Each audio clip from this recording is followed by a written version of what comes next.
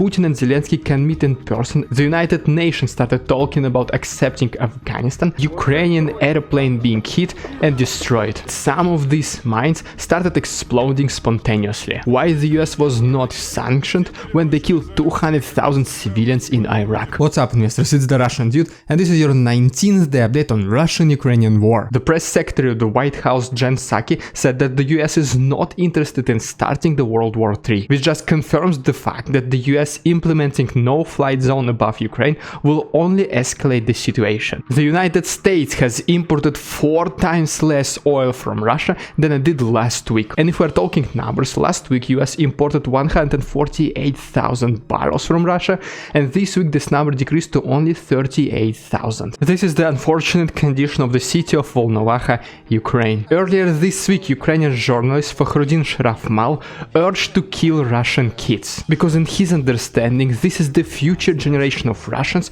who will revenge the deaths of their fathers. Obviously later his speech created a massive criticism from both sides, including Ukrainians, and for this he had to apologize. The government of Russia is looking forward to remove sanctions from North Korea. Besides that, Russia is now looking for ways to integrate both countries. The mayor of Melitopol, Ivan Fedorov, was taken as hostage previously, and this Wednesday he was exchanged for 9 prisoners of war from Russia. These are the consequences of military actions in Balshaya Danilovka, Kharkov region, Ukraine. Just like many other newspapers around the world, this Italian newspaper La Stampa was confronting the actions of Russian military on the territory of Ukraine. With the only one problem is that they put the picture of Donbass on their front page, which was previously bombed by Ukrainian forces. More soldiers from Chechnya are getting ready to be sent to Ukraine to support Russia. And if you want to continue receiving such daily updates, please make sure to like this video and subscribe to my channel. Also, feel free to share this video with your friends or anywhere else you want. Thanks so much, and let's continue. The Minister of Foreign Affairs of Uzbekistan, Abdulaziz Kamilov, says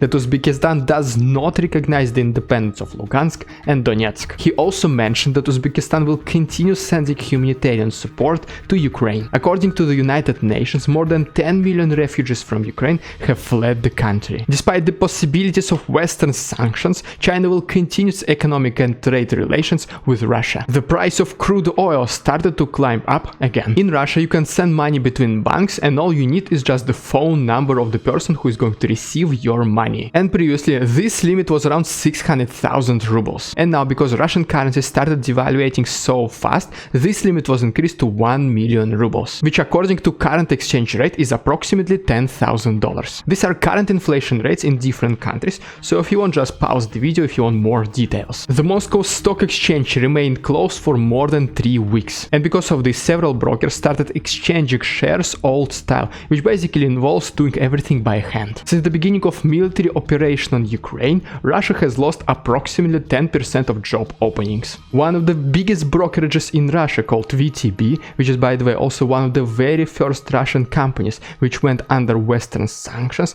is now trying to transfer its brokerages accounts of its clients to different brokerages. And the reason they are doing this is so their clients will not lose access to their assets. These are the pictures from the city of Myrefa, Kharkov region, Ukraine. The president of Ukraine, Vladimir Zelensky, was speaking in front of German parliament earlier today, and he said that one of his main goals was to make sure that Ukraine joins the European Union. This is the line of cars of people who are trying to leave Mariupol, Ukraine. The head of the Republic of Crimea, Sergei Aksyonov, said that he wants to build a new city on the western shore of the peninsula. Kyiv expects that Putin and Zelensky can meet in person as soon as all the preliminary agreements are met. The United Nations started talking about accepting Afghanistan with its current Taliban leadership. A very big cloud of black smoke was spotted above Kharkov, Ukraine. The United Arab Emirates are planning to develop its economic and trade relations with Russia. There is a big deficit of sugar in Russia,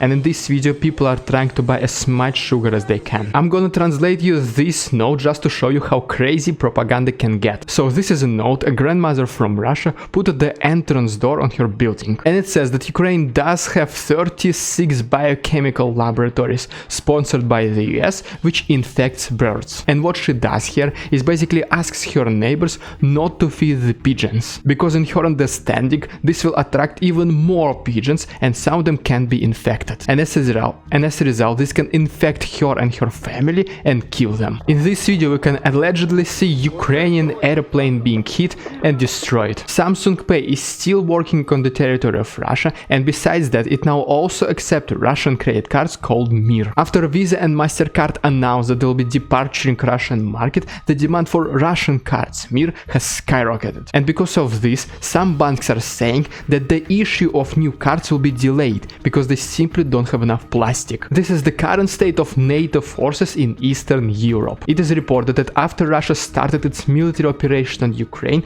Vladimir Putin is now very concerned about his safety. For this reason, he replaced more than 1,000 people from his personnel, which include cooks and cleaners. This is the video from Independent Republic of Donetsk, previously recognized by Russia. And these are the pictures of civilian buildings in Kharkov, Ukraine. In the very beginning of this conflict, the army of Ukraine planted mines in the beaches in Odessa to make it harder for Russian Navy to advance. And in this video we can see that some of these mines started exploding spontaneously. These are more pictures from Kharkov, Ukraine. These are the cars that people in Mariupol, Ukraine have to use whenever they try to evacuate. A new law was proposed in Russia earlier this week, and it says that all the international companies that have left the Russian market must return by May 1st. Otherwise, they will be restricted from coming back for 10 years. Explosions can be heard and seen in Lvov, Ukraine. In this video we can see Ukrainian soldiers residing inside kindergarten. Euro Parliament representative from Slovakia Milan Ugrik asks